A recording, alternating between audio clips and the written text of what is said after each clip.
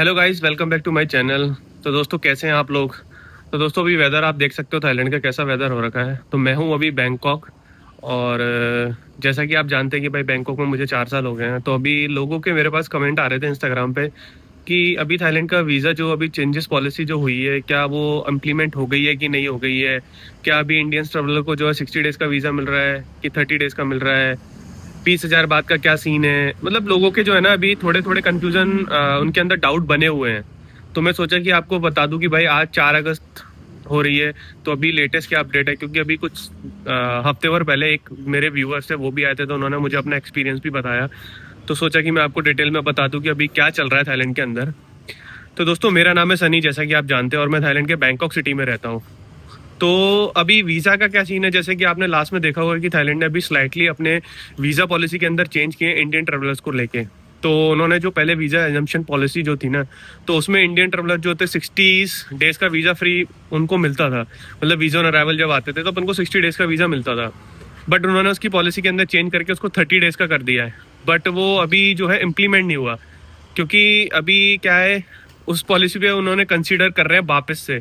क्योंकि अभी थाईलैंड के अंदर इस समय ये जो आपका जून जुलाई अगस्त और सितंबर, ये जो थाईलैंड के अंदर होता है ना, बहुत ही लो सीजन होता है। मतलब यहाँ पे टूरिस्ट जो है ना के बराबर आते हैं। मतलब बहुत रेशियो जो है ना कम हो जाता है यहाँ पे। तो जिसके चक्कर जो है ना वो अभी उन्होंने उस पॉलिसी को भी जो है ना अभी होल्ड किया हुआ है।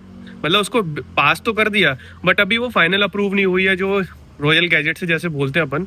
तो उसके बाद भी 15 से 20 डेज उनको मैक्सिमम मिनिमम लगने वाले हैं कि भाई आपका जो है वीज़ा पॉलिसी के चेंज अंदर जो है वो इम्प्लीमेंट होंगे कि नहीं होंगे। तो अभी वीज़ा का तो जो है, अभी अगर आप इस मंथ में या फिर सितंबर में भी आ रहे हैं ना, तो आपको वीज़ा जो है वो 60 डेज का ही मिलेगा। तो ये आपका एक जो डाउट है ना कि वीज़ा हमको 30 डेज का मिलेगा कि 60 डेज का मिलेगा, तो वीज़ा आपको 60 डेज का ही मिलेगा। तो ये सबसे बड़ा डाउट है। अभी रिसेंटली एक न्यूज़ आई थी सोशल मीडिया पे कि एक रशियन जो टूरिस्ट थी उसको जो है पुकेट के अंदर वहाँ की थाईलैंड इमिग्रेशन ने जो है उसको डिपोर्ट कर दिया था। अब उसकी भी कहानी मैं बता देता हूँ, जिससे कि आपको पता चल जाए कि भाई थाईलैंड के अंदर चीज़ें कैसे जो है ना वो वर्क कर रही हैं। तो वो जो रशियन टूरिस्ट थी वो थाईलैंड में ट्रेवल करती है। तो जब उसको पकड़ा, यानी कि जो इमिग्रेशन ऑफिसर ने जिससे पूछताछ की, उससे पूछा कि भाई आपके पास कितना फंड है, आप अपना प्रूफ ऑफ फंड बताएं। तो उसके पास प्रूफ ऑफ फंड नहीं था। जो 20,000 बात अपन जैसे सोलो ट्रेवलर के लिए बोलते हैं और 40,000 जो अपन फैमिली के लिए बोलते हैं, तो वो सोलो ट्रेवलर थी।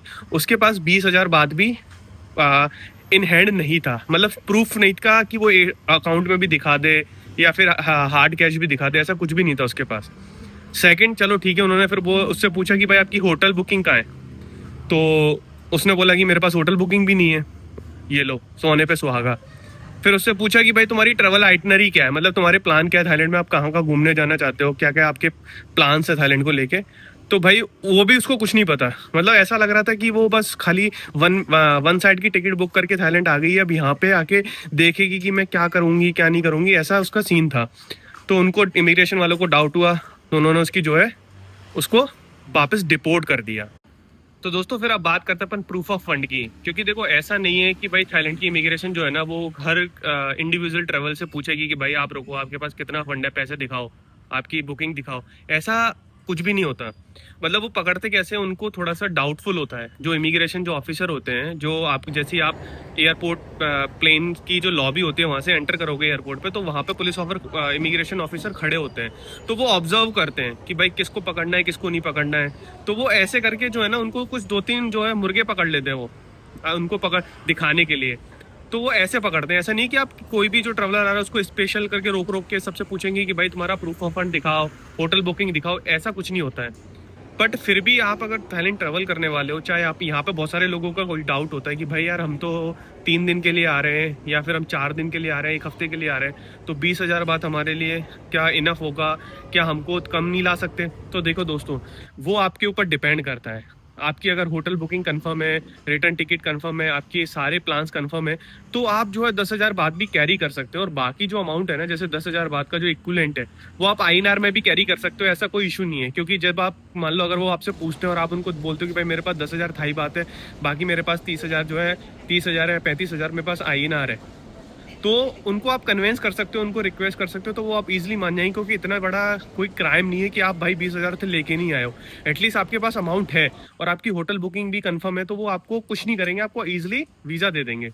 तो ये जो सबसे बड़ा डाउट है ना लोगों के अंदर प्रूफ ऑफ फंड को लेके, तो ये बिल्कुल क्लियर सिंपल फंडा है कि भाई इतना अमाउंट लेके आओ, बाकी इक्विवेलेंट ले आओ कि अगर आपको जरूरत पड़ती है तो आप दिखा सकते हो।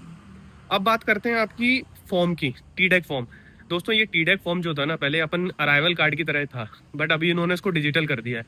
तो आप अगर इंडिया से भर भी देते हो, जैसे ऑनलाइन जो इसकी वेबसाइट है, मैं अपने डिस्क्रिप्शन में लिंक भी डाल दूंगा। इससे पहले भी मैंने एक वीडियो बनाई थी, जो मेरे आप आई आई आइकन पे देख रहे होंगे जो वीडियो है, तो उस वीडियो में भी जाके आप देख सकते हो कि कैसे टीडेक का फॉर्म फिल करना है। कुछ नहीं है, बहुत सिंपल फॉर्म है, आप उसको आराम से फिल कर सकते हो। अगर फिर भी नहीं फिल करते हो, मान लो आप नहीं चाहते कि भाई मैं फिल करूं या मैं भूल गया, तो आप थाईलैंड के एयरपोर्ट पे भी आके उसको फिल कर सकते हो, तो वो भी कोई टेंशन की वाली बात नहीं है। तो आप आराम से यहाँ पे ट्रेवल कर सकते हो वीज़ा फ्री की टेंशन लेके, कि भाई नहीं यार कंफ्यूजन रहे कि यार पता नहीं वहाँ पे कैसा होगा क्या होगा। कुछ नहीं है, सारी चीज़ें नॉर्मल है। इंडियन टूरिस्ट के साथ वो इतना ज़्यादा कोई पूछताछ नहीं कर रहे हैं, क्योंकि अभी थाईलैंड के अंदर जो है ना, यहाँ पे थाईलैंड की इमिग्रेशन जो है ना काफ़ी स्ट्रिक्ट हो गई है अपनी वीज़ा पॉलिसी को लेके, प्लस यहाँ पे क्राइम को लेके। तो वो धीरे धीरे थोड़ी सी चीज़ें जो है ना वो स्ट्रिक्ट करिए टूरिस्ट के लिए। और लोग यहाँ पे बोल भी रहे कि थाईलैंड अब जो है लो क्वालिटी टूरिस्ट को इग्नोर कर रहा है, क्वालिटी टूरिस्ट को ढूंढ रहे हैं, वो उनके लिए ये पॉलिसी ला रहे हैं, उनके लिए वो पॉलिसी ला रहे हैं। तो दोस्तों सारी कंट्री चाहती है कि भाई हमारी कंट्री के अंदर क्राइम कम हो, प्लस हमारी कंट्री में जो है इलीगल माइग्रेंट जो है वो कम हो। तो इसलिए ये चीज़ें होती रहती हैं, तो आपको कोई टेंशन लेने वाली बात नहीं है अगर आप एज अ टूरिस्ट ट्रेवल करने वाले हो तो।